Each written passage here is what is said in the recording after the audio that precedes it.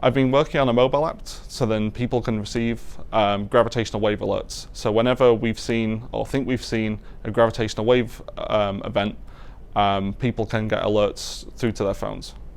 The reason why I started working on this project was that my cousins were always sad whenever I had to leave my hometown and I couldn't play games with them, and I had to come back to the university to do work. So I wanted to try and build an app so then they could, get alerts to their phone to then see what work we've, helped contribute towards.